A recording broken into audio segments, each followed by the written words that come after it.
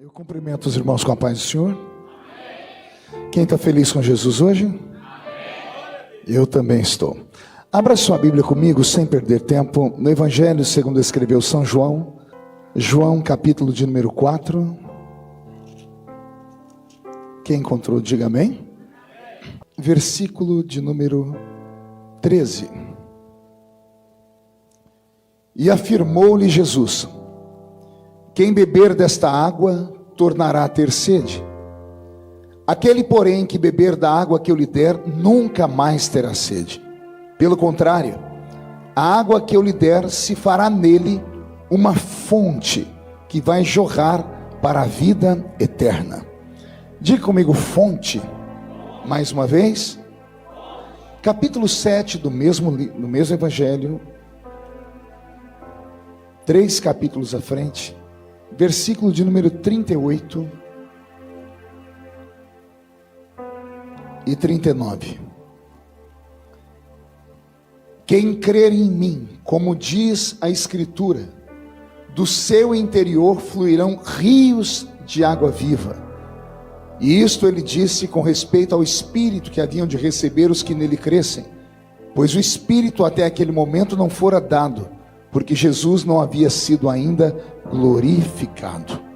Amém? Diga comigo, rios. De novo, rios.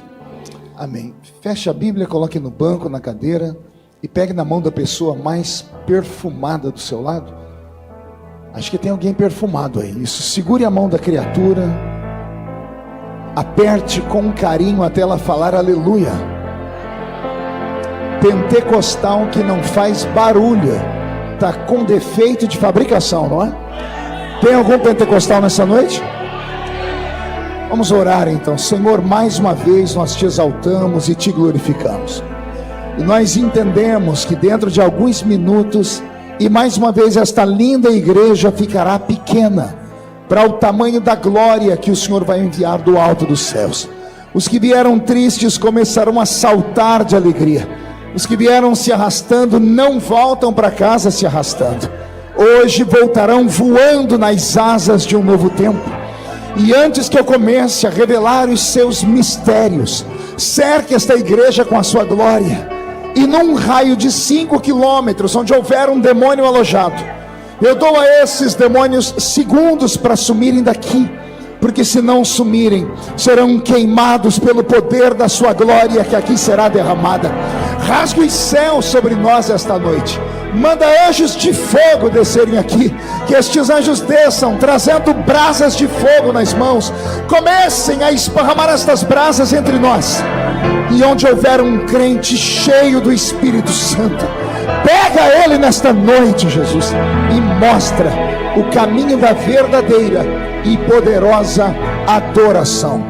Fala conosco, fica conosco.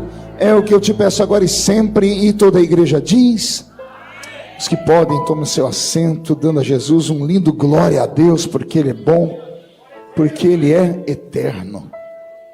Quem está preparado para ouvir uma mensagem que vai te colocar de pé na presença do Eterno? Então fale assim para o seu irmão: está preparado aí? Diga, aperte o cinto, porque nós vamos decolar na presença de Deus aqui. Só quem pode dê um grito daquele jeito que só vocês sabem.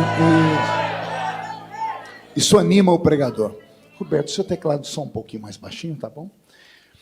Eu li com os irmãos nesta noite 2 textos do Evangelho segundo escreveu São João. Em cada um dos textos, eu pedi para que os irmãos repetissem uma palavra. No primeiro texto, a palavra em destaque foi a palavra, quem se lembra? Fonte. E o segundo texto, a palavra foi? Não ouvi? A primeira? A segunda? A primeira? A primeira? A segunda? Perfeito. Essa igreja inteligente é outra coisa, né? Guarde essas 2 palavras no seu coração, porque nós vamos trabalhar com elas daqui a pouco.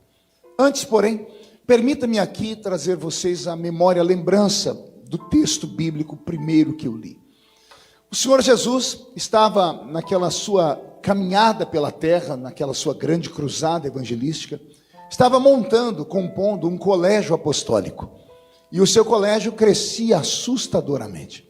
E aprove a ele escolher, no meio do seu colégio apostólico, 12 homens, a quem ele a princípio chamou de discípulos e depois os consagrou a apóstolos.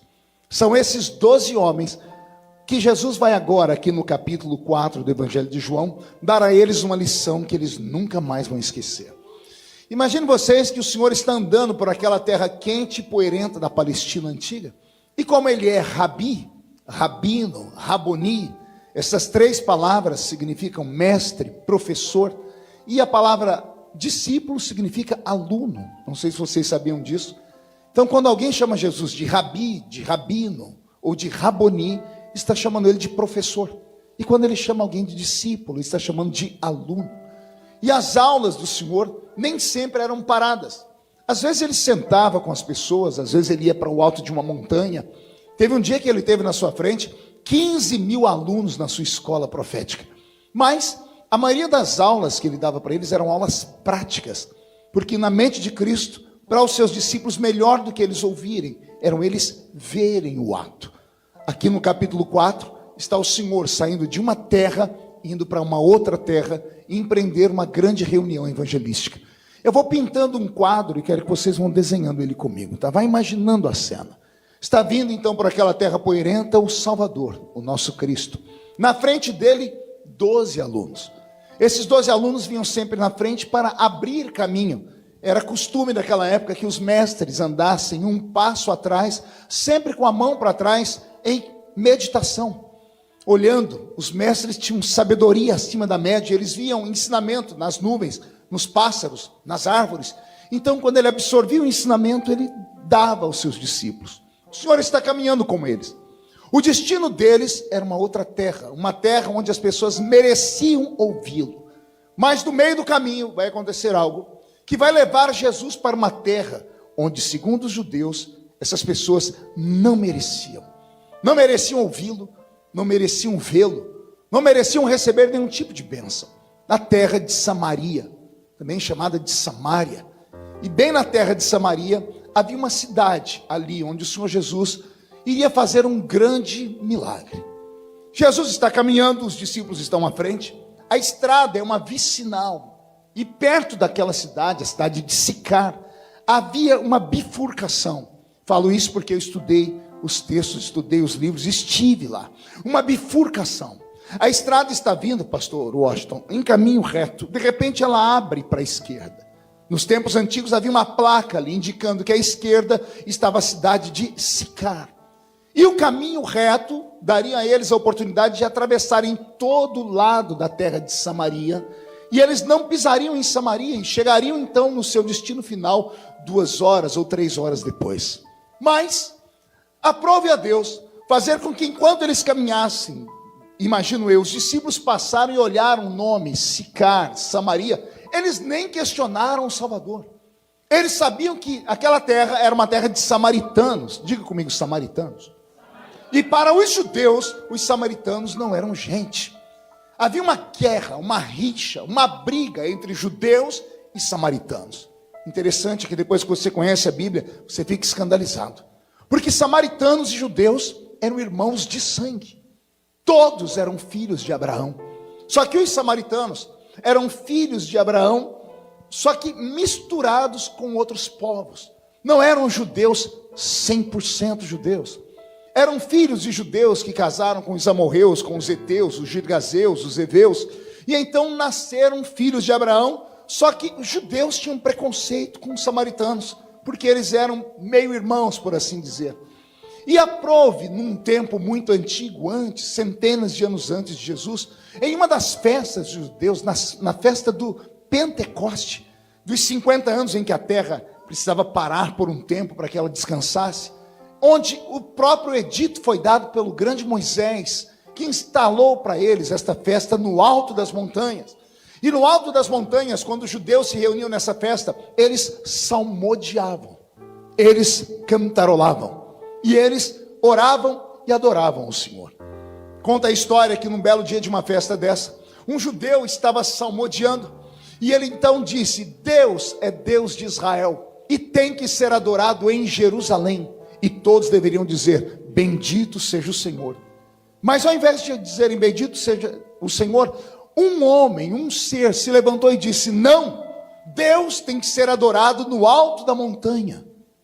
E esse que disse isso era um samaritano. Era para esse que estava salmodiando ignorar ele e continuar o seu salmo. Mas como era um judeu ortodoxo, ele gritou: não, Deus tem que ser adorado em Jerusalém, porque Jerusalém é a cidade de Davi.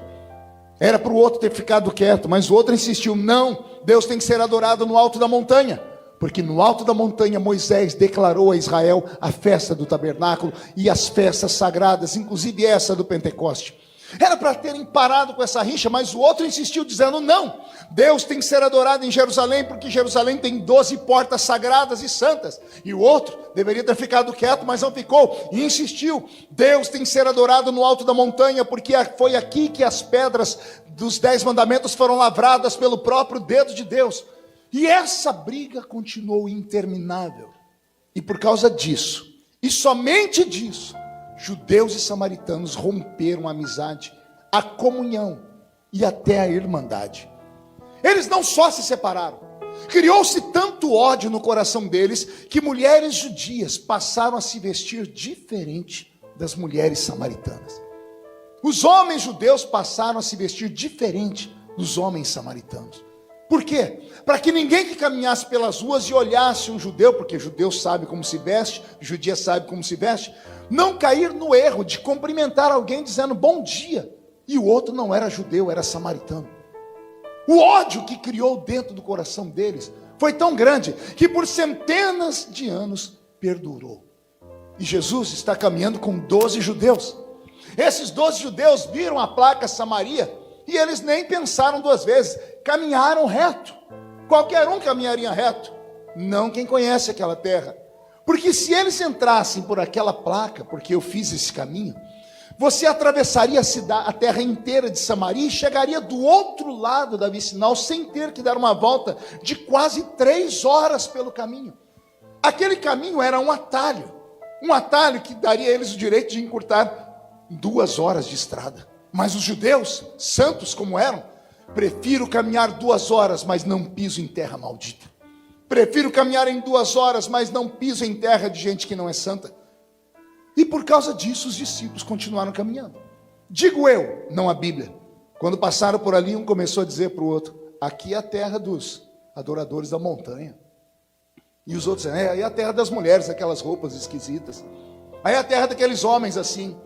Estava muito bem, até que alguém resolveu perguntar para Jesus o que Jesus achava. E quando foram perguntar para Jesus, tomaram um susto. Pergunte por quê? Só falam se todo mundo perguntar. Jesus não estava mais atrás deles. Perderam Jesus de vista. Quando perderam Jesus de vista, é que Jesus não tinha falado em arrebatamento ainda. Eles achavam que Jesus tinha sido arrebatado. Eles pararam e voltaram pelo caminho. Só tinha um caminho por onde Jesus deveria ter ido, e era por aquela placa. Mas eles não acreditavam que Jesus, sendo judeu, filho de judeus, da descendência de Davi, que ele quebraria a lei dos judeus, que ele pisaria numa terra maldita, que ele entraria numa terra onde ninguém adorava como eles adoravam.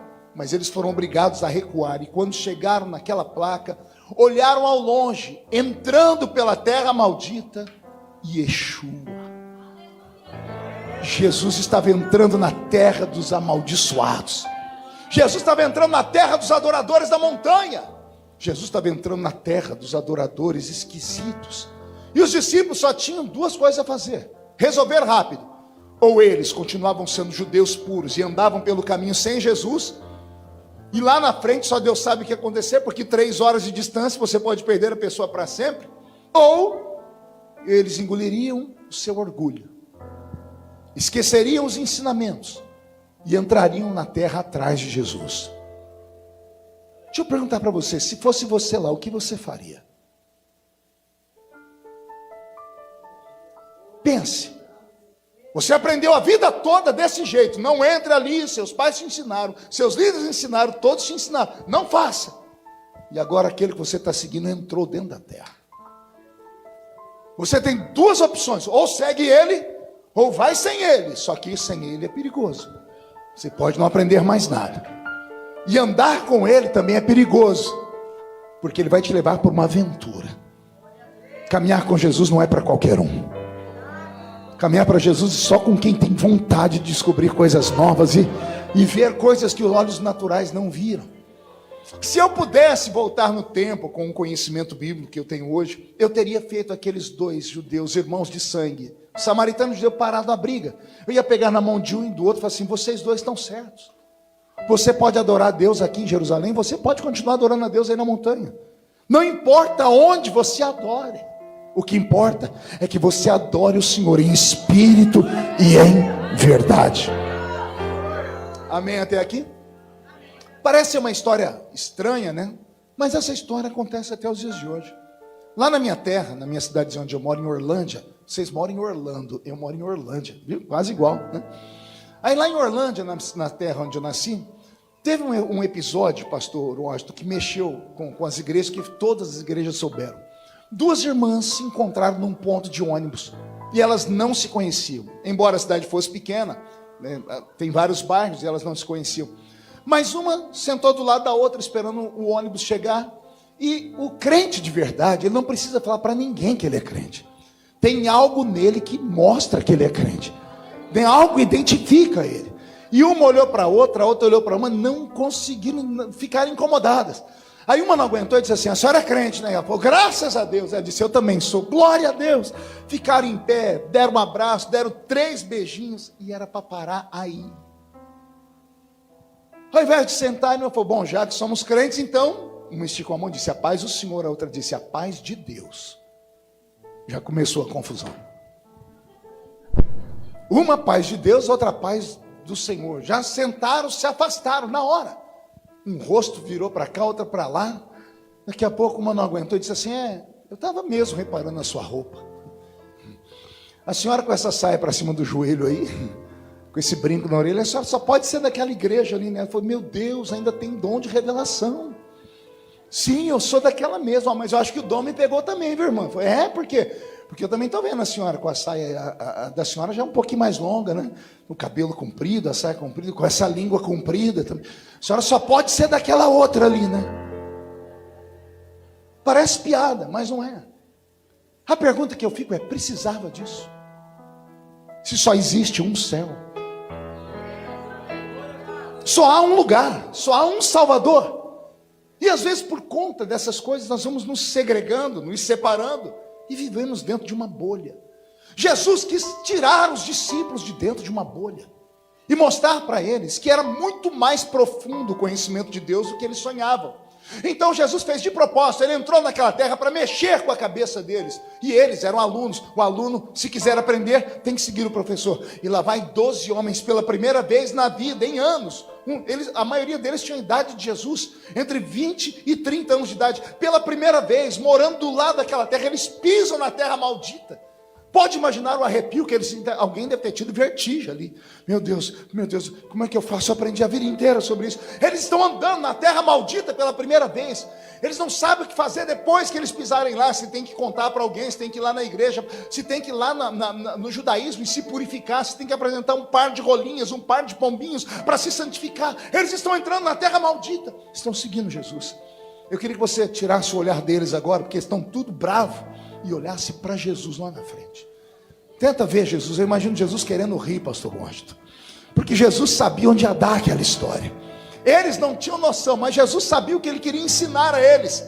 E quando eles se aproximam de Jesus para passar à frente dele, eles dão de cara com uma outra placa. E a placa indica, esquerda, Poço de Iacov. Poço de Jacó.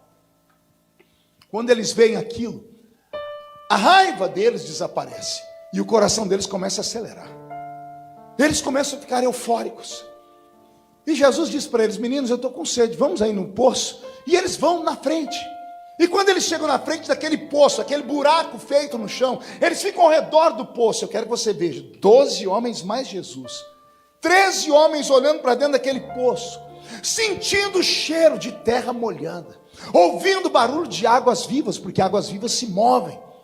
Naquela terra seca, árida, ao redor não tem nada, só tem no meio daquele buraco, naquele deserto, aquele poço. Ele não tem nada perto dele, é no meio da areia, porque aquele poço não é um poço normal, é um poço milagroso. Deus deu aquele poço a Jacó quando ele estava indo procurar o seu irmão para se acertar com ele, e ele estava morrendo no meio do caminho. A Bíblia diz que não havia água, nem para ele, nem para os seus filhos, suas esposas, seus animais e seus empregados. E Jacó se apartou e foi orar, dizendo: o Senhor me trouxe aqui para morrer. O Senhor disse: pegue uma pá e cave na areia do deserto. E Jacó cavou, e no meio da areia do deserto ele encontrou águas que perduram até os dias de hoje. Milagre no meio do deserto. Os discípulos de Jesus, se preparem, porque agora nós vamos começar a entrar em revelação profunda. Os discípulos de Jesus estão olhando para o poço, eles não estão acreditando, eles estão vendo pela primeira vez, eles estão sentindo o cheiro da terra molhada, eles estão emocionados. Eu imagino um acotovelando o outro, dizendo: era verdade, a minha mãe contou essa história, a minha avó contou para minha mãe a história, a minha bisavó contou para minha avó essa história, a minha tataravó contou para minha bisavó, que contou para minha mãe, que contou para mim. A história de Jacó era verdade. Eu achava que era só uma lenda, porque eu só ouvi falar. E agora eles estão ao lado de Jesus. Eles não estão ouvindo falar, agora eles estão vendo. Olha a revelação de Deus. Quem caminha ao lado de Jesus sem questionar, corre o risco de ver aquilo que até hoje só ouviu falar. Não, você não entendeu, vou falar de novo. Quem caminha com Jesus e quer aprender com Ele, receber coisas profundas dele. Quem não vem para a igreja no automático. Sabe o que é vir para a igreja no automático, né? É você vir para a igreja porque você não tem para onde ir. É você vir para a igreja porque está viciado em vir no culto. Muitas pessoas vêm para a igreja, o corpo biologicamente falando, o corpo pede a igreja, mas quando entra aqui dentro não consegue se aprofundar. A pessoa entra na igreja, mas não consegue entrar no culto. A pessoa entra na igreja, coloca o corpo pesado na igreja, trouxe a oferta, mas ela não sente nenhum arrepio pela coluna dela. E se fosse uma igreja reformada, eu entenderia. Se fosse uma igreja tradicional, eu entenderia. Mas é uma igreja pentecostal. Um pentecostal que entra numa reunião como essa, não consegue sentir nada, não consegue absorver o ambiente, não consegue entender que esse lugar aqui não é mais Orlando, que aqui são as regiões celestiais. Se você veio para esta festa apenas para uma mera reunião, aqui não é o seu lugar. Mas se você veio aqui porque você está caminhando ao lado de Jesus e você está cansado de só ouvir falar, vou te dar a revelação de novo. Se você está cansado de só ouvir falar em milagre, de só ouvir falar que Deus faz, que Deus cura, aqui é o lugar. Porque aquele que só ouviu falar corre o risco de ver nesta noite o Senhor Deus operar sobre a sua vida. Se alguém quer nisso, dá mais um grito de glória a Deus daquele tamanho.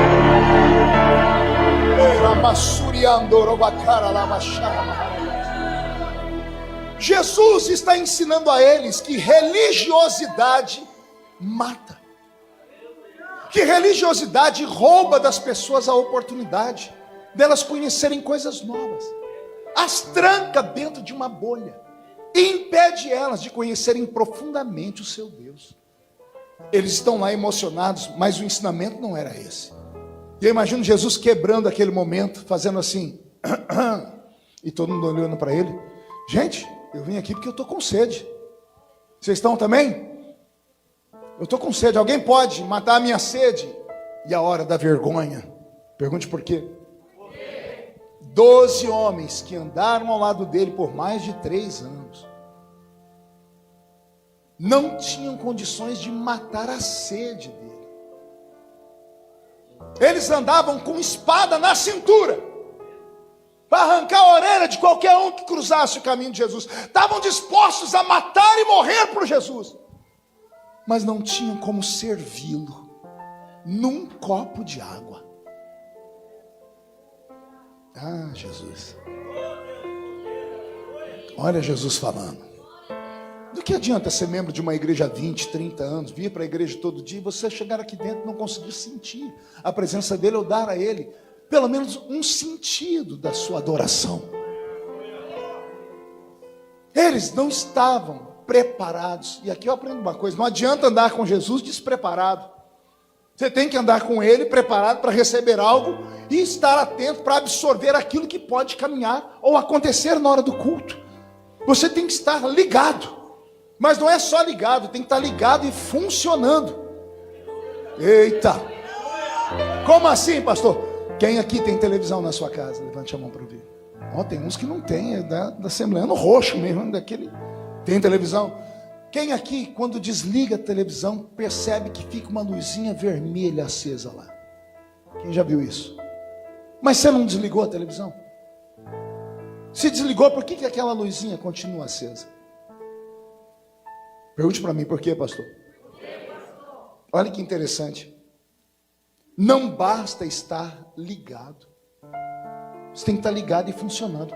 A televisão está ligada na energia, mas ela não está funcionando. Mas ela está ligada, o cabo dela está na energia. Só que para ela funcionar, você tem que pegar aquele controle remoto. E no controle remoto tem uma teclinha que tem um nome muito interessante. É Power. É esse nome, não é? Vocês sabem mais que a gente do Brasil, que significa Power. O que é Power? Não ouvi? Poder. Está lá Power. Aí quando você pega aquele controle e aperta Power, a televisão que está ligada funciona. Eu tenho certeza que todos aqui estão ligados. Estamos ligados na mesma videira. Jesus é oliveira e nós somos o jambuzeiro. Estamos ligados na videira. Só que tem uns que não estão funcionando. Estão ligados, mas não estão funcionando. A minha oração é que Jesus pegue o controle remoto e aperte para você, e aperte Power.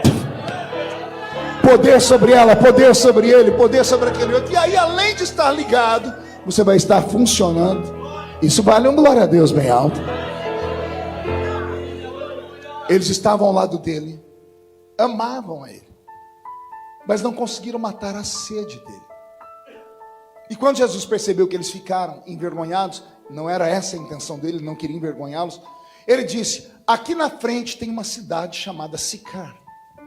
Acelerem o passo, entrem na cidade, encontrem um lugar para repouso, peçam água para lavar os meus pés e para beber, e preparem comida. Eu vou ficar aqui sentado.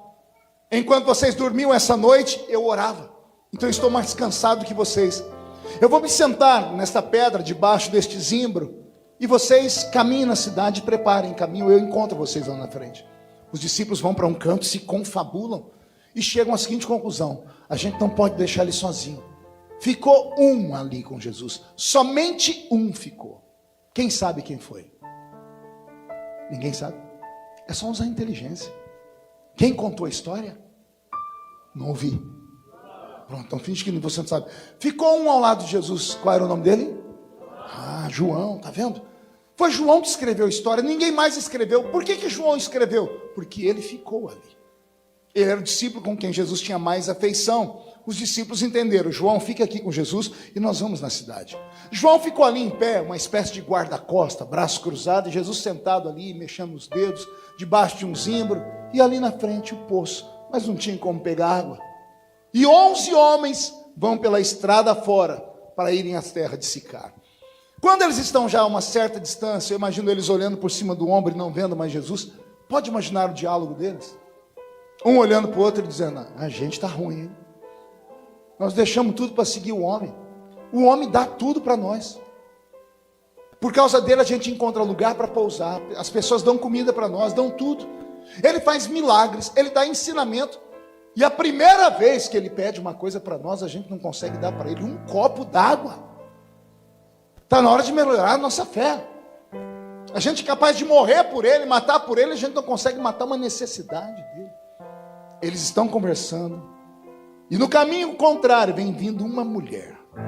Vem vindo uma? Quando aquela mulher passa perto deles, eles ignoram ela. Mas quando ela está bem longe, eu imagino todo mundo olhando para trás. E eles olhando um pouco, dizendo assim: não vai prestar.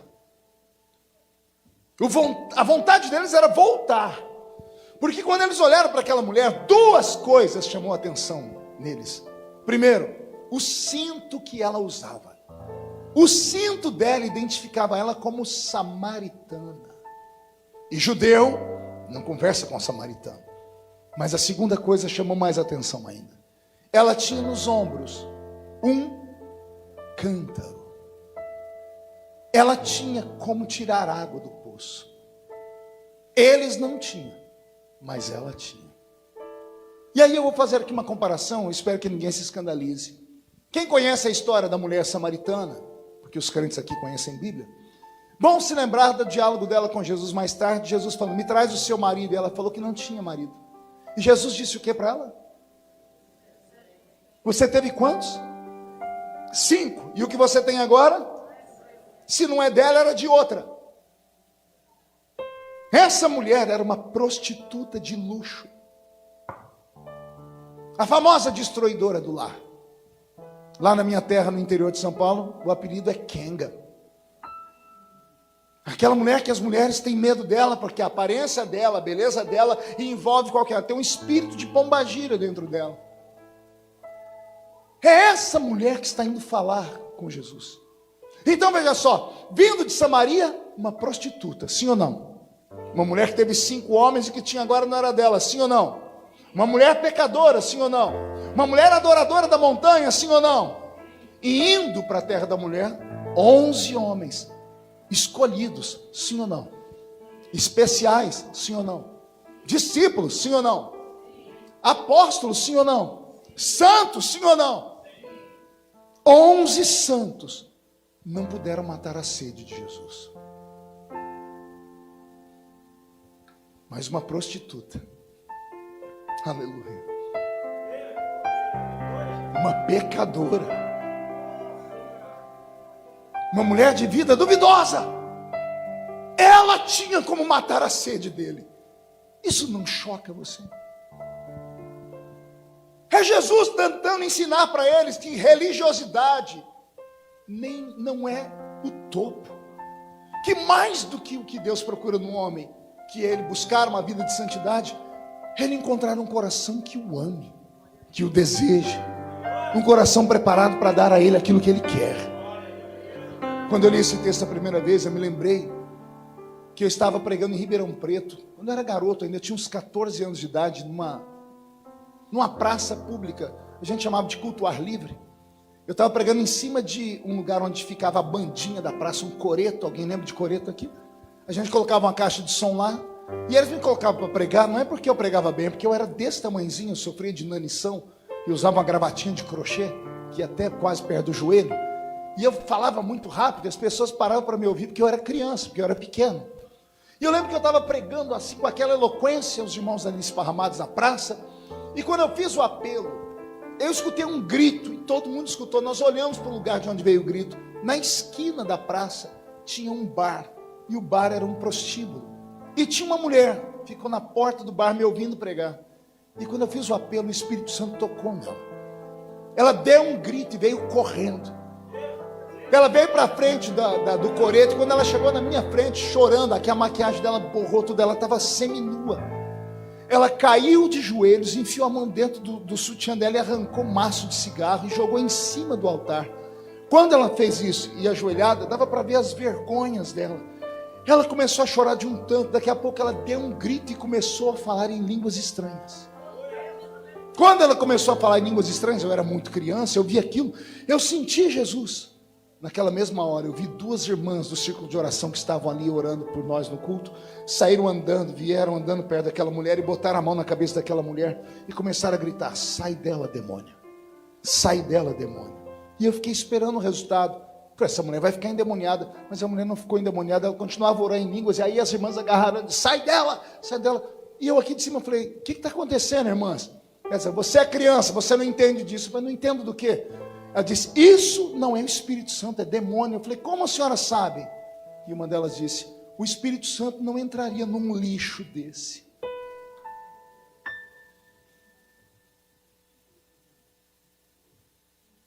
Eu queria ter, naquele tempo, o conhecimento que eu tenho hoje. Eu ia chamar aquelas senhoras num canto, ia falar para elas orarem um pouquinho mais. As pessoas julgam as pessoas. Aquela prostituta tinha mais condições de adorar Jesus do que aquelas minhas 2 irmãs, que passaram a reunião inteira ali, disseram que estavam orando, mas eu não vi elas chorarem, não vi elas darem glória a Deus, não vi elas falarem nada. Mas aquela prostituta no bar foi atingida. Fim do culto, fomos conversar com ela, criada dentro da igreja, se desviou, porque cortou o cabelo e o pastor excluiu ela. Ficou 6 meses sem poder cantar na mocidade, se sentiu humilhada. O pastor dizia de púlpito: nem cumprimente com a paz do Senhor. Ela acabou caindo no mundo e virou uma prostituta. E ali ela estava voltando. E ao voltar, 2 mulheres sagradas e santas vieram falar que ela era um lixo e que o Espírito Santo não podia pousar sobre ela. Caminhar com Jesus é muito mais profundo do que religião. Caminhar ao lado de Jesus é sentir a glória dele e perceber que ele é muito maior do que tudo e muito maior do que todos nós. E o amor dele está aqui dentro. Porque eu estou vendo gente chorar. De alguma forma Deus está tocando as pessoas, porque a palavra dele é viva. Aquela prostituta caminhou e os 11 foram embora. Quando ela chegou lá no lugar, ela não era boba. Aquela mulher samaritana, ela olhou e viu 2 homens ali. Só que não eram homens normais, eram judeus. E um deles dava medo nela. Pergunte por quê? Porque ele usava uma roupa branca, uma estola sacerdotal branca. Porque Jesus era um doutor da lei. Jesus era tido como um mestre em Israel, como um sacerdote. Ele usava roupa branca. Isso dava a ele o direito de ser um mestre. Quando ela viu aquele homem, ela, como samaritana, sabia que homens santos recebiam revelação de Deus. Quando ela viu aquele Jesus, ela ficou com medo dele. Vai que o Espírito vem sobre ele e revela quem ela era, os pecados dela. E se ele recebesse a revelação, ele poderia mandar matá-la. Porque se o sacerdote falasse para qualquer pessoa, mate, e gritasse imundo, a pessoa era apedrejada na hora. Quem lembra da mulher pega no ato de adultério da Bíblia? Sabe qual foi a sorte dela? Que antes de levarem ela para o doutor Nicodemos, encontraram no meio do caminho o doutor Jesus. E o doutor Jesus disse: quem não tem pecado? E o que aconteceu? Ninguém atirou pedra nenhuma. Eu também achei. E se eu te contar que jogaram uma pedra nela? Bora meditar? Jesus disse: quem não tem pecado, atire a primeira. Tinha uma pessoa ali que não tinha pecado.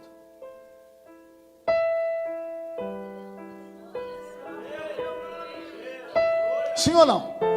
Quem não tinha pecado? Ele disse que quem não tem pecado, atire a primeira pedra. Jesus atirou uma pedra sobre ela. Na verdade, ele se atirou em cima dela, porque ele é a pedra de esquina. Ele é a rocha da nossa salvação. Ele é a rocha de Meribá, que mata a sede de qualquer pessoa. E só para os desavisados, a rocha está aqui nessa noite. Se alguém tiver sede, é só beber dela. Ele se atirou sobre ela em amor, em alegria, e abraçou-a e disse: vai, não peques mais. Olha que coisa linda. Ele veio para pegar aquilo que ninguém queria. Aquela mulher está olhando para Jesus e para João. Ela percebe que os dois são judeus. Então ela faz tudo muito rápido. Ela ajoelha, tira debaixo do cinto dela uma corda, tira o cântaro do ombro, amarra a corda no gargalo do cântaro e solta o cântaro dentro do poço. Quando o cântaro bate nas águas, barulho de águas em movimento, aí a mulher começa a içar, a erguer o cântaro. E quando o cântaro sai de dentro do poço, ele sai vertendo água fria, água cristalina, água que mata a sede de qualquer moribundo no meio do deserto. E quando Jesus vê aquela água, ele não se faz de rogado. Jesus quebra a lei. Ele quebra a religião. Porque a religião diz que judeu não conversa com samaritano. E Jesus diz: senhora, me dá um pouco dessa água, porque eu tenho sede. E nesse momento, aquela mulher perdeu a maior chance da vida dela, que era dar água para o dono de todas as águas. Ela não deu água a ele, ela brigou com ele. Ela olhou para ele e disse: como sendo tu, homem judeu, pede água a mim que sou mulher samaritana? Eu vou interpretar o texto, espero que ninguém se escandalize. Ela tocou em Jesus de 2 formas, ela alfinetou ele em 2 partes.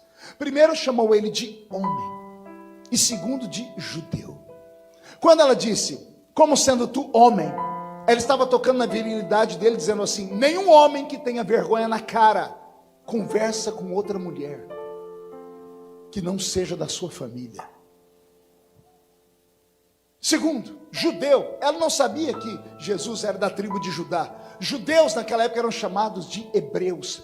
Ela chamou ele de judeu por causa da roupa branca dele.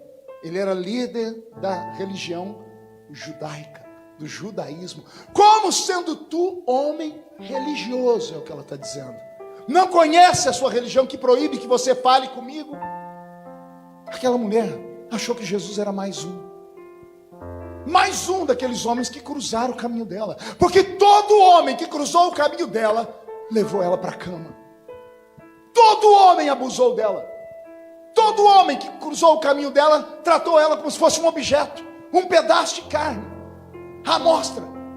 Possivelmente líderes religiosos de Samaria fizeram isso, porque ela não respeitou a roupa branca de Jesus, porque Jesus falou com ela primeiro, então ela se achou no direito de atacá-lo. Possivelmente ela vinha de uma religião onde as pessoas tinham aparência, mas não viviam.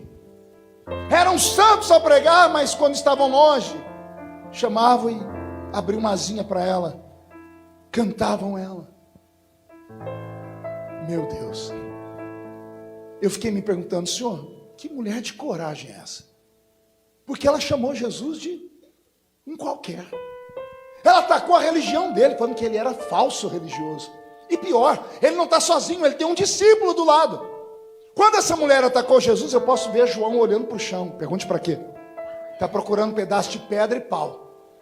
Está esperando Jesus falar: mate essa impostora, mate essa pecadora, mate essa adúltera, mate essa prostituta. Porque Jesus já sabia quem era ela. A mulher sabia que ela ia morrer. E aí eu falei com Deus: Senhor, de onde essa mulher tirou coragem? E sabe o que o Senhor falou comigo? Filho, essa mulher estava cansada. Do que, Senhor? Cansada da vida que ela levava, de acordar todo dia ao lado de um homem que não era dela. E nesse dia especial ela acordou, olhou do lado da cama. Além do amante não estar ali, ela olhou em cima da mesa, tinha lá um pacotinho de dinheiro. Ela estava cansada de ser objeto. Parece que naquela manhã ela acordou e falou com o Deus dos samaritanos, que é o Deus de Abraão. Eu cansei dessa vida. Eu quero uma outra vida. Eu quero mudar de vida. Eu não quero mais que nenhum homem toque em mim. Eu quero ter uma família. E parece que enquanto o filho de Jeová estava caminhando na estrada, o Senhor falou com ele: filho, entra nessa placa aí, ó. Porque, meu pai, aqui é a terra dos samaritanos. Eu quero salvar os samaritanos. Tem uma samaritana cansada da vida podre e porca que ela estava levando. É por ela que eu quero que você entre aí. E quando ela atacou Jesus, eu imagino ela fechando os olhos, esperando pedras e paus, e João olhando para Jesus, dizendo: manda que eu faço. E Jesus abre a boca dele de novo e diz assim: ah, mulher, se tu soubesses quem sou eu.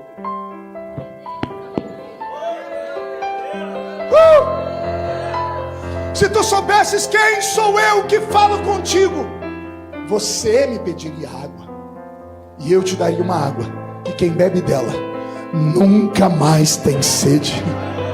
Oh, glória. Quem já bebeu dessa água aqui? Deixa eu ver. Então reage. Se você bebeu dessa água, não pode estar triste aqui dentro, não pode estar cabisbaixo. Quem bebeu dessa água tem autoridade para adorar. Sabe que ele é verdadeiro, sabe que ele é real.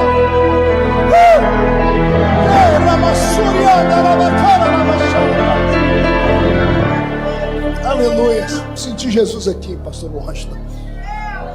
Olha ele falando: se tu soubesses quem sou eu. Agora interessante é ver a resposta dela.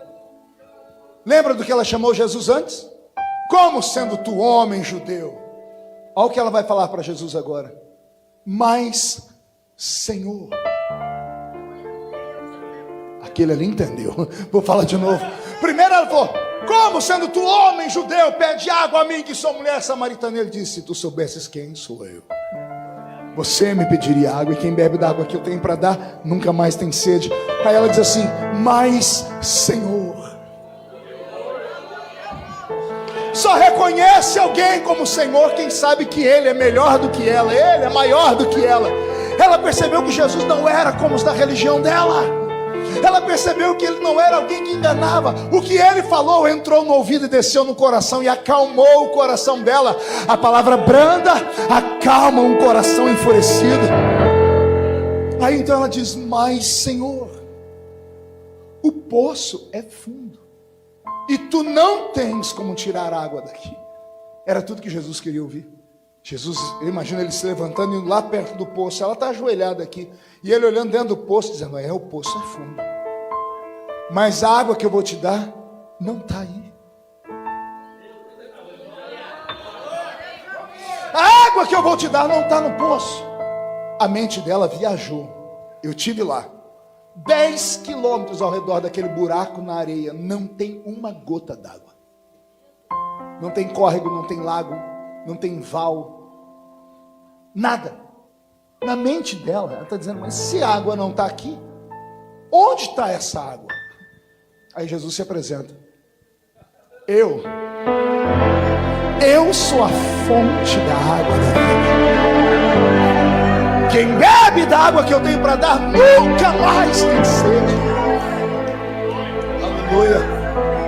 E aí Jesus faz algo no coração dela e diz assim: se você guardar essas palavras que eu estou te falando, dentro de você vai nascer uma fonte. Vai nascer uma, não vir uma, que vai jorrar para a vida eterna. Abrindo um parênteses para poder dar alguns ensinamentos.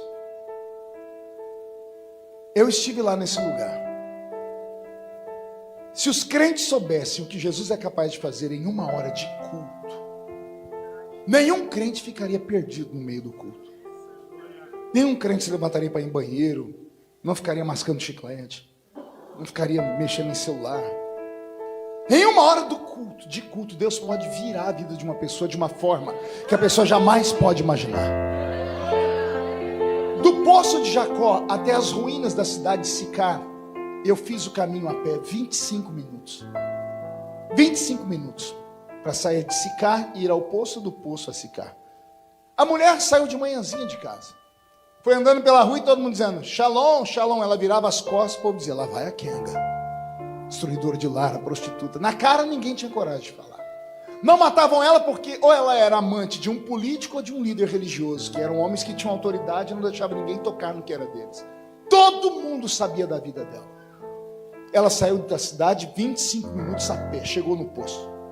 Eu calculei o que aconteceu no tempo dela colocar o cântaro lá dentro para puxar, para amarrar. A fala dela com Jesus, o diálogo deles não durou 15 minutos. Foi uma das pregações mais rápidas de Jesus. 15 minutos. Com 25 a pé, quem é bom de matemática? 40 minutos. Quando Jesus terminou de falar com ela, ela deixou o cântaro para trás. A Bíblia diz que ela voltou correndo para a cidade. Aí fui eu correr no meio do deserto. Cheguei lá com a língua aqui embaixo, que eu já não estou mais um jovenzinho. Cheguei chamando Jesus de Genésio. Quando eu parei no centro do que seria a cidade, olhei para o relógio, 20 minutos. Economia de 5 minutos correndo. 40 com 20? Quem é bom de matemática? 60 minutos é igual a uma? Olha para o seu irmão, 1 hora. Diga para ele: olha o que Deus faz em 1 hora. 1 hora atrás, aquela mulher era a maior prostituta da cidade. 1 hora depois, aquela mulher é transformada na maior missionária do Novo Testamento. Não, você não entendeu, vou falar de novo. Ela saiu de casa como prostituta, ela voltou como missionária. Por quê? Porque a Bíblia diz que ela entrou na cidade gritando: encontrei um profeta, encontrei o Messias, o nome dele é Yeshua, ele revelou a minha vida, ele mudou meu coração, e ele está lá no poço. Se alguém tem sede, corre lá, corre lá. A Bíblia diz que a cidade inteira, estou com o corpo todo arrepiado, eu vou repetir. A Bíblia diz: e a cidade inteira Homens, mulheres, crianças, doentes, servos, donos, chefes, foram até o poço. Jesus pregou no poço. A cidade inteira se converteu. Mais tarde, quando o culto terminou, a Bíblia diz que os homens entraram na cidade, a mulher estava chorando ainda, sentada no meio-fio, e falaram assim para ela: agora cremos, não porque te ouvimos, mas porque nós vimos que ainda há profeta em Israel. Uma hora do culto, não despreze essa hora de culto. Se ligue em Cristo, busque o seu milagre, pague o preço pelo seu milagre. Ah, pastor, mas os irmãos não gostam muito de barulho. Ignore, esses irmãos não pagam as suas contas, não te visitam quando você está doente. Adore a Ele. Não deixe os Judas falar que a sua adoração é muito extravagante. Lembra de Maria quebrando um vaso de alabastro, derramando aos pés de Jesus? Veio um crente e falou: isso aí é uma adoração extravagante. Se a gente pegasse isso aí e usasse para os pobres, Jesus disse: ela está fazendo o que ela pode. Deixa ela fazer o que ela pode. Eu estou sentindo Jesus aqui. As águas do poço estão aqui. Bebe dessas águas.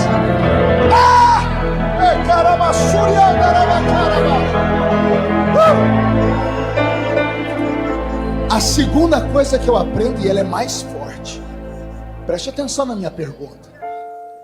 Sentado naquela pedra, diante do poço, diante de uma pecadora, está um homem, sim ou não? Sentado naquela pedra está Deus, sim ou não? Quem pediu água para aquela mulher? O homem ou Deus?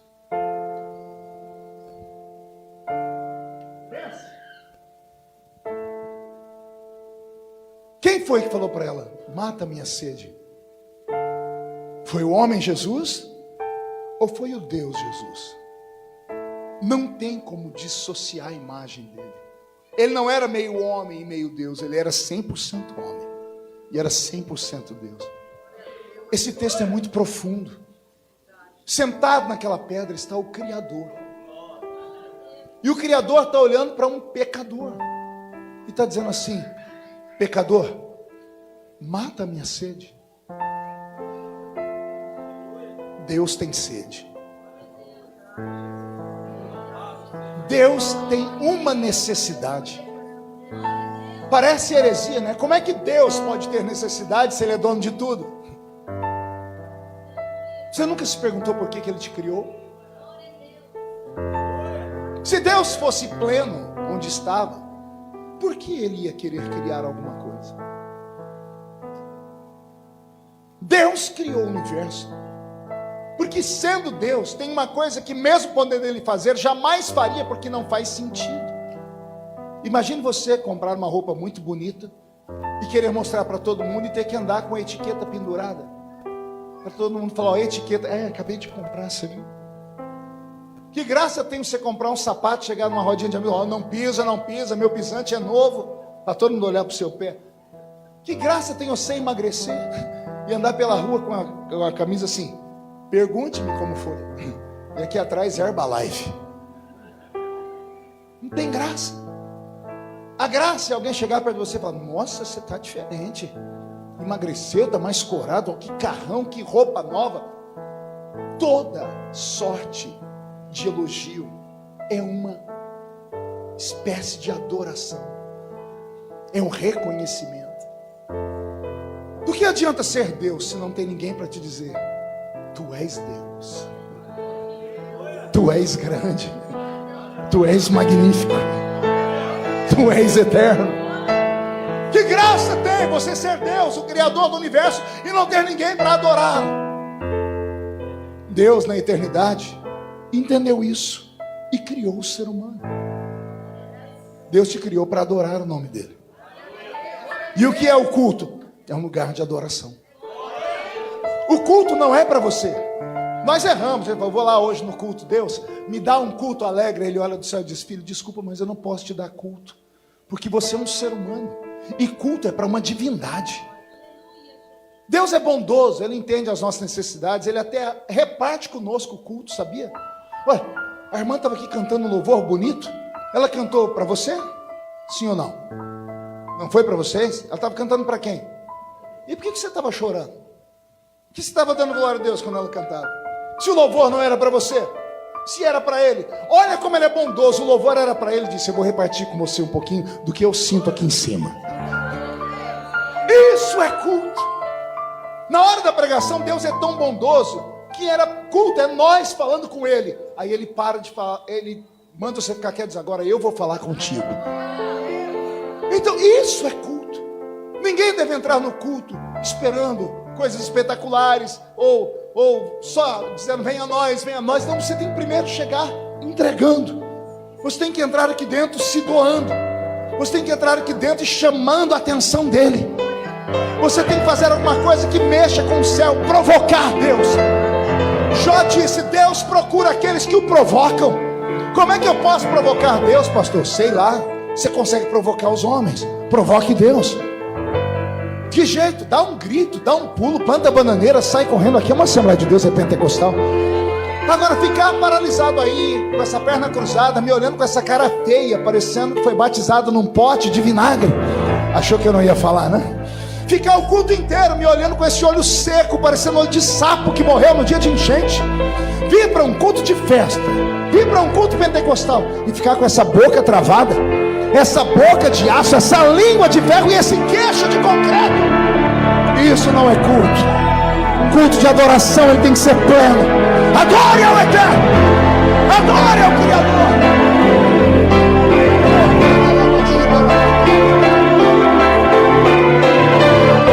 Jesus, estou sentindo ele aqui. Jesus te trouxe hoje aqui para você matar a sede dele. Mata a sede do Criador. Gente, existe alguma coisa acima de Deus? Sim ou não? Vou perguntar de novo: existe alguma coisa acima de Deus? Sim ou não?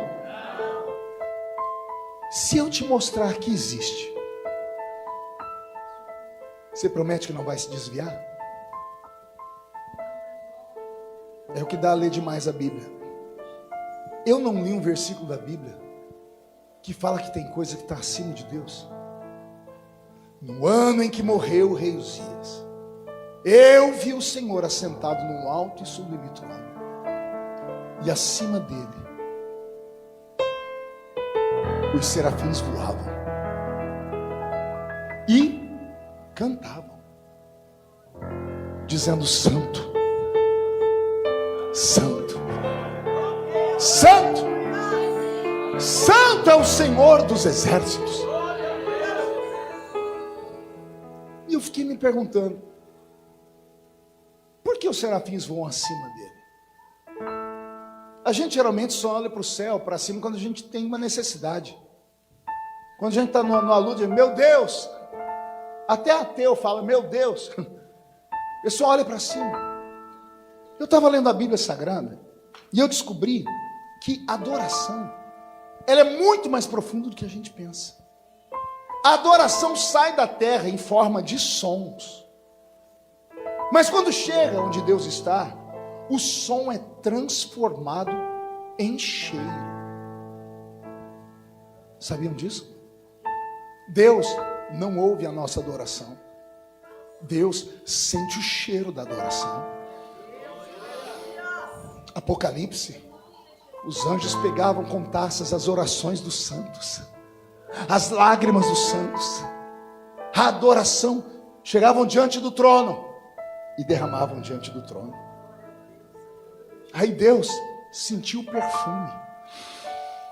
Quem aqui já chegou em casa um dia e foi lá para o fogão, abriu a panela para sentir o cheiro da comida? Alguém já fez isso aqui? Só tem uns 4 doidos igual eu, o resto é tudo normal. Quem já fez isso? Quem já fez isso? Quando você abre a panela e sobe aquele cheirinho, o que você faz? Lembra aí? Não, você faz assim. Você começa a flutuar. É automático olhar para cima. É automático. Sentir um cheiro bom, você olha para cima. O Senhor falou para mim: é isso aí que acontece comigo, filho. Falei: como assim? Quando vocês me adoram aí embaixo, os anjos pegam a adoração e jogam aqui. Aí eu sinto o cheiro da adoração. Quando o perfume é bom, Eu olho para cima e lá de cima os serafins dizem: Santo, Santo, Santo, Santo, Santo é o Senhor dos exércitos, e toda a terra está cheia da sua glória.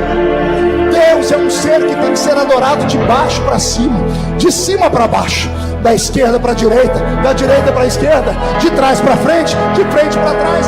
E o último versículo do último salmo da Bíblia diz: todo ser que respira deve louvar ao Senhor. Louvai ao Senhor.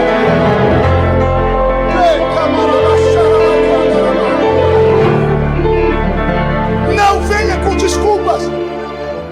Não venha dizer: eu só adoro a Deus quando eu sinto. Você tem que sentir o que é para adorar a Deus, seu coisa ruim? Você quer sentir o que é o vento das asas do arcanjo Miguel no seu rosto? Quer sentir o calor de uma brasa de um serafim? É isso? Eu não preciso sentir nada para adorar ao Senhor. Basta eu me lembrar quem eu sou, de onde eu vim e para onde eu vou. Meu nome está escrito no livro da vida, o seu também está. E isso não é motivo para você adorar ao Senhor. Adore ao Senhor.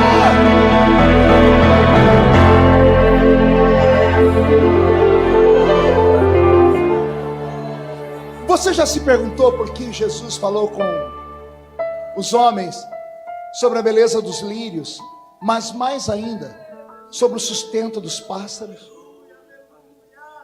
Jesus usou um pardal, um pássaro tão insignificante, dizendo assim: o pardal planta? Não. Mas por que não falta alimento para ele? Os animais trabalham, só aqueles que são forçados, como cavalo e vaca. Os demais não trabalham. E como sobrevivem? Falta alimento a eles? Por que Deus dá alimento a eles? Não sei se você lembra, no Brasil, não sei se aqui na América acontece isso, quando você acorda muito cedo e abre a porta ou a janela, ou você sai da rua, você escuta o canto dos pássaros. De manhãzinho os passarinhos cantam sem parar. Por quê? Deus explicou para Jó numa conversa filosófica: Jó, quem é que dá comida para o filho do urubu quando ele clama a mim?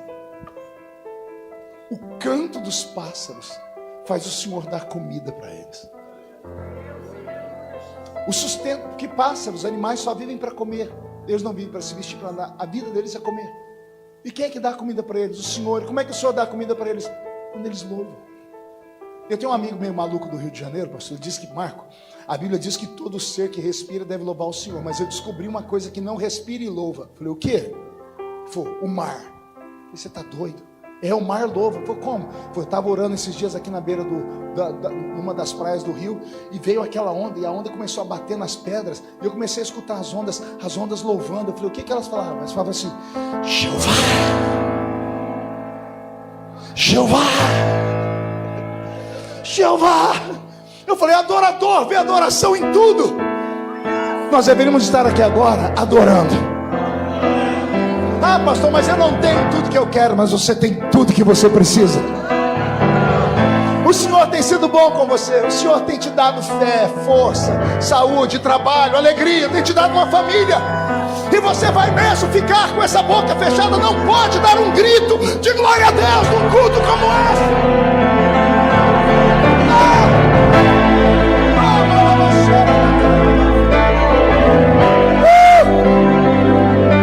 Mate a sede do seu Criador. Eu termino aqui. 3 capítulos depois do Evangelho de João, capítulo 4. Uma semana depois, Jesus percebeu que os seus discípulos estavam estranhos. E ele deve ter chamado Pedro, porque Pedro é aquele que fala mais que o homem das cobras, né?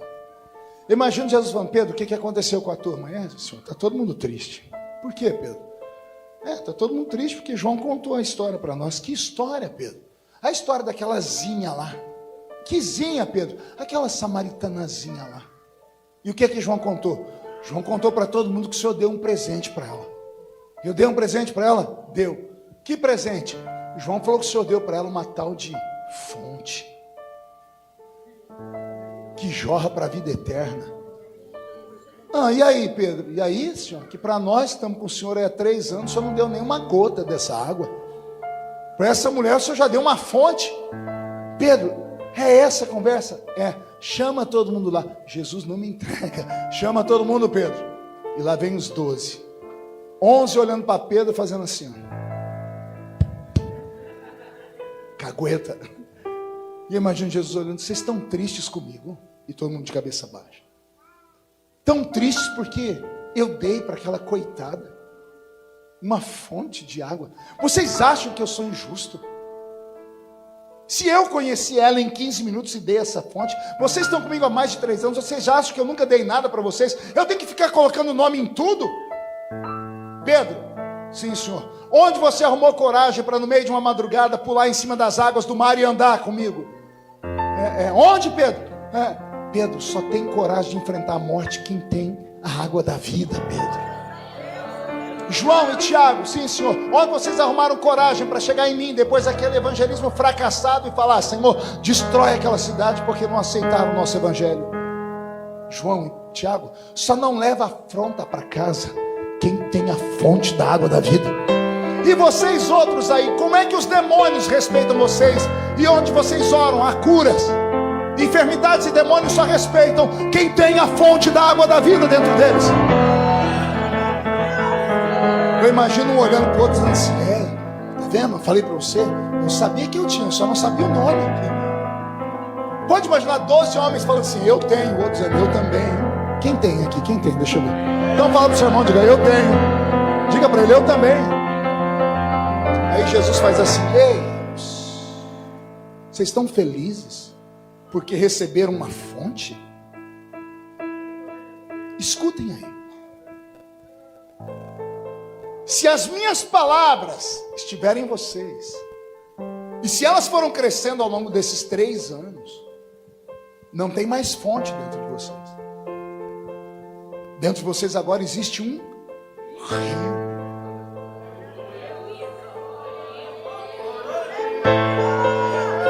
Um rio de águas vivas, que por onde passa o que está morto é ressuscitado, e por onde passa o que estava caído é erguido, o que está perdido é achado. Aqui tem uma resposta de Deus para você, que serve a Jesus desde a época da Arca de Noé. Não, pastor, não sou tão velho assim não. Eu sei que você não viu o dilúvio, mas pisou no barro que sobrou na terra. Eu sei disso. Você não vive falando assim: aquele irmão aceitou Jesus comigo e ele está longe, está lá em cima e eu estou aqui até hoje. Será que Deus faz acepção de pessoas?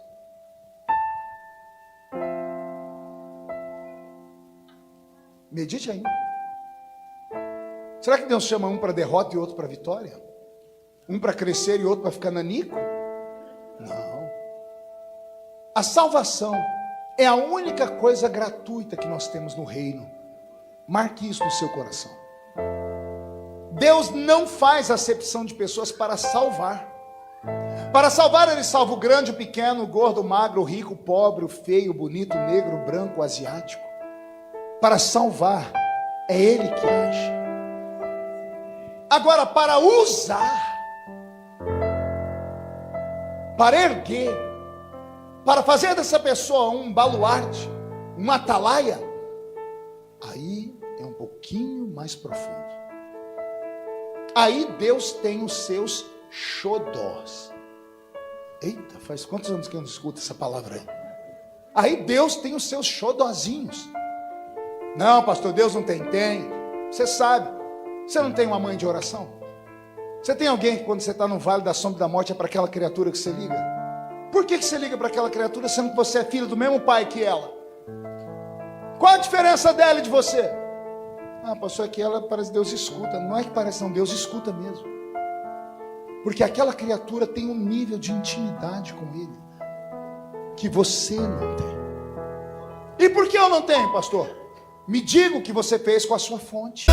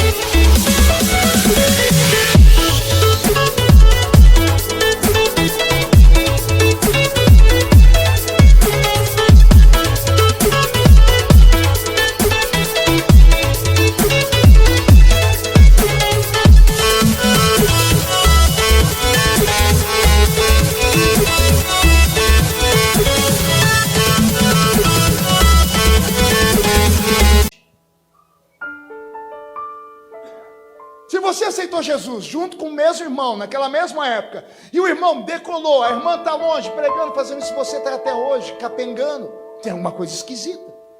Se vocês beberam da mesma fonte, eu cresci na mesma igreja, que mais de 100 adolescentes foram salvos no mesmo ano. 1987 eu me converti, depois do carnaval. 112 adolescentes se converteram. Permanecemos juntos na mesma igreja. Nós fomos aos mesmos congressos, nós fomos ouvir os mesmos pregadores, fomos à mesma escola dominical, fomos às mesmas vigílias, cantamos os mesmos hinos, crescemos juntos. A pergunta que até hoje se faz lá é: por que o Feliciano voou e a gente não? Aí alguém diz: Deus escolheu ele para isso. Eu vou falar uma coisa que espero que não te escandalize. Do céu para a terra vem a salvação. O restante sai da terra para o céu. Vou dar um exemplo. Eu tenho 3 filhas, Karen, Kathleen e Camille. Quando pequenas, a Camille, ela era muito engraçadinha. Um dia eu cheguei em casa cansado, joguei as malas no chão, lá vem aquele toquinho de gente correndo. Ela agarrou a minha perna, me encheu de beijo, caiu no chão, ficou de quatro, falou: papai, olha o que eu aprendi. Eu olhei e falei: o que é isso, Camille? Ela olhou para cima com aqueles olhos de jabuticaba desse tamanho e fez assim: miau. Eu falei: que é isso? Eu sou seu gatinho. E começou a se esfregar na minha perna. Foi embora o cansaço, a tristeza, e eu catei aquele gatinho, dei um cheiro nele e arrumei um problema pro resto da vida. Toda vez que a Camille fazia uma peraltice, eu ia falar: Camille, ela, miau. Até hoje, as outras duas, quando querem falar alguma coisa comigo que acham que não vão conseguir, chamam ela: Camille, fala com o pai. Se você passasse 24 horas comigo e com a Camille, um dia você ia falar assim, como muitos amigos falaram que estiveram na minha casa: você é mais chegado a ela, né? Você dá mais carinho para ela, você dá mais beijo a ela. Eu sempre deixo falar e falo: não, a perspectiva do seu olhar está diferente, está errado. Por quê? Eu não saí de perto de você, eu não fui lá agarrar ela, eu não fui lá beijar ela, eu não fui lá fazer um carinho nela. As 3 estão aqui na mesma casa e eu sou o pai, mas ela vem até mim.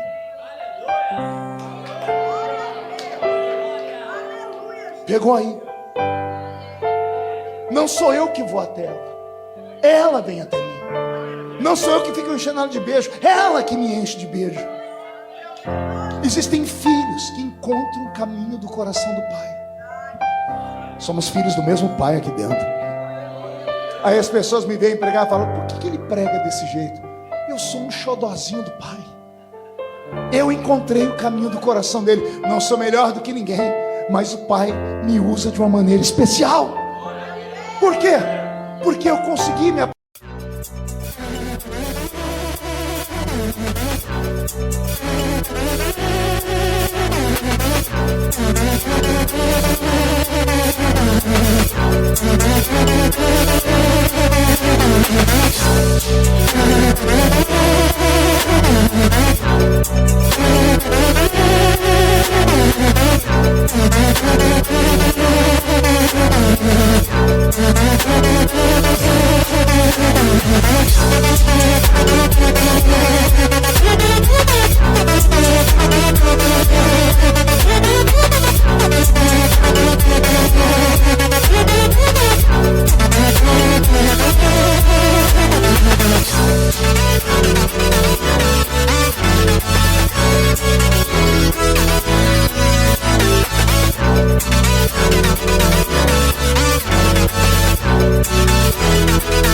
aproximar dele, fiquei mais perto dele.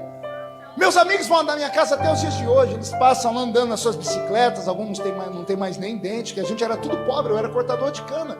Mas hoje eu moro numa casa bonita, eu sou uma pessoa importante no Brasil, estou no meu 4º mandato como deputado federal. E eles falam para mim, até hoje: por que a gente não te seguiu? Meu apelido era fanático,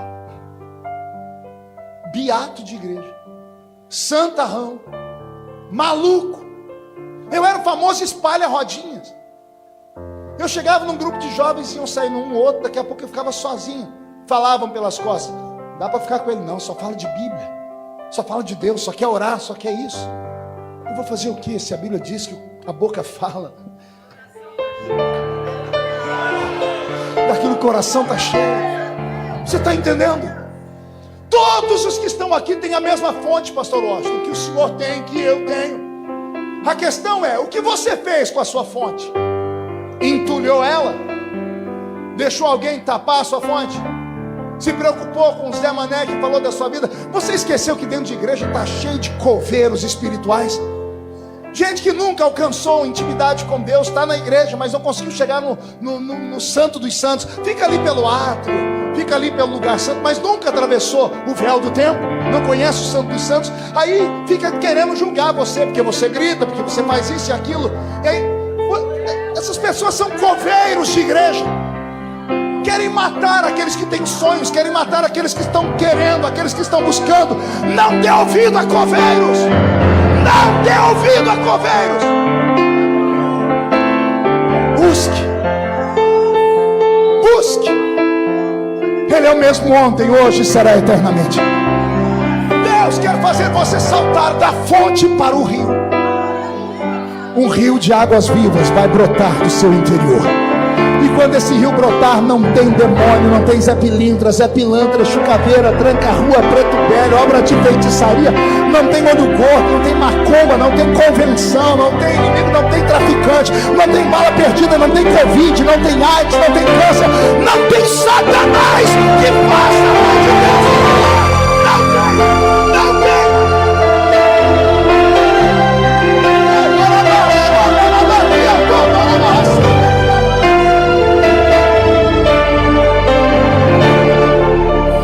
Adore, adore, vai desentulhando a sua fonte nessa noite. 2024 tem que ser um ano diferente para você.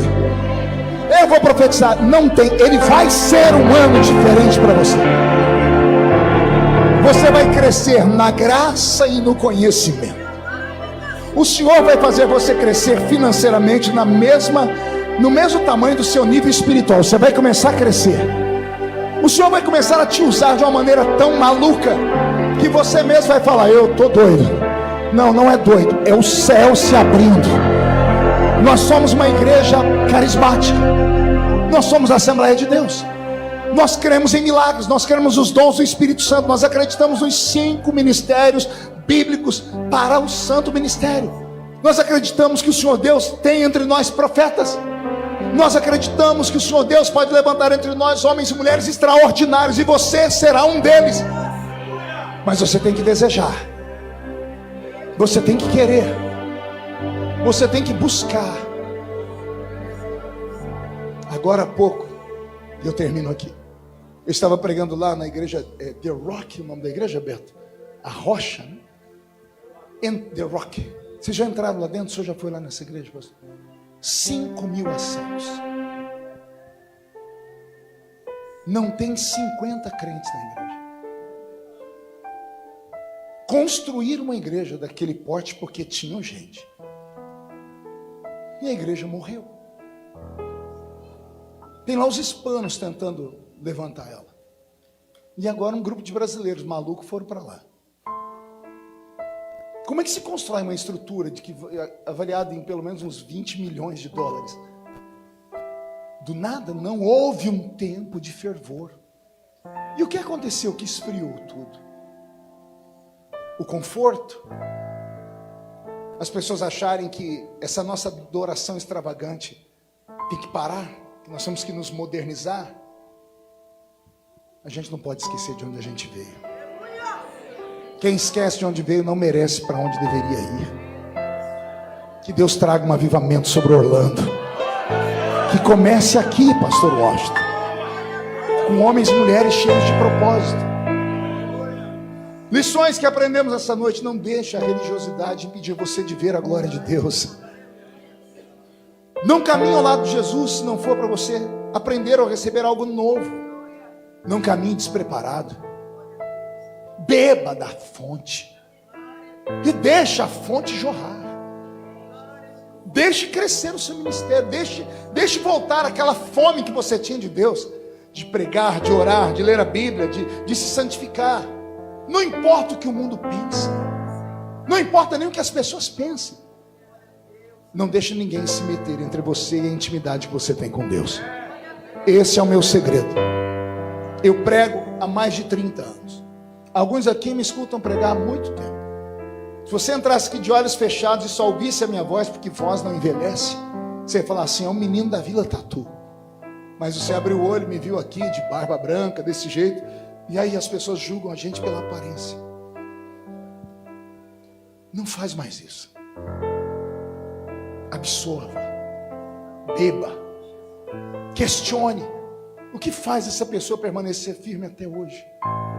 Eu prego há mais de 30 anos. Não me lembro de um culto que eu tenha pregado e Jesus não tenha operado. Não me lembro de uma vez que eu tenha pregado e o Senhor não tenha falado com alguém. Por quê? Sou melhor do que alguns? Não. Eu mantenho a chama do meu coração acesa. A brasinha está sempre acesa. E quando ela vai apagando, eu falo: Senhor, dá um sopro aqui dentro. E o Espírito sopra e a brasa se acende de novo. Que nesta noite a sua fonte vire um rio. Que o Senhor te transporte para um outro nível. E que Ele te apresente revelações que há muito tempo você não tenha visto mais. Quem pode dizer amém por essa palavra?